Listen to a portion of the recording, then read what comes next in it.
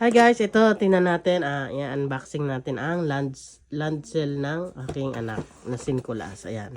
Ito nga pala guys, ang gift to ng lolo at lola niya sa kanya. Ayan. Bigay ito ng gift sa kanya ng aking mga biyanan. Ayan guys, ayan, bagong bago. Ito guys. Diba?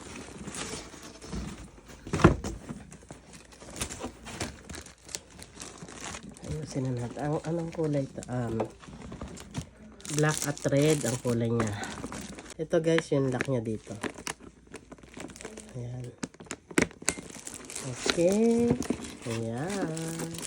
Tanggalin na natin tong plastic dito. Dahil bukas is dadalhin na namin ito dun sa school. Wow. Okay. Ito ano to? Kasama pa na ito. Tapos, ano to? Okay. Ito yung pinakasapin sa baba niya. Sa loob. Sa pinakaloob. Tapos, ano ito? Mamaya, tingnan natin kung ano to. Okay? Lalagay na natin to dito. Yung pinakasapin niya sa baba. Okay? Nakami si Tate.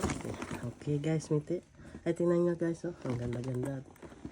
Napakalinis. Napakatibay ng bag dito talaga sa sa Nihon.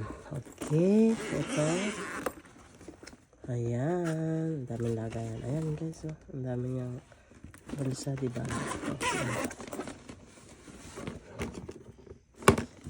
Okay. Ayan. I-assemble namin to guys. Okay. Guys, ano na natin. Ikabit na natin. Okay.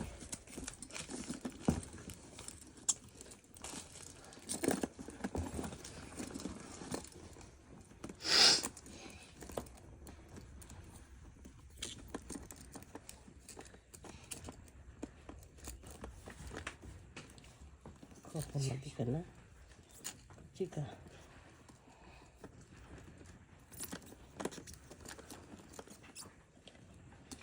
Okay.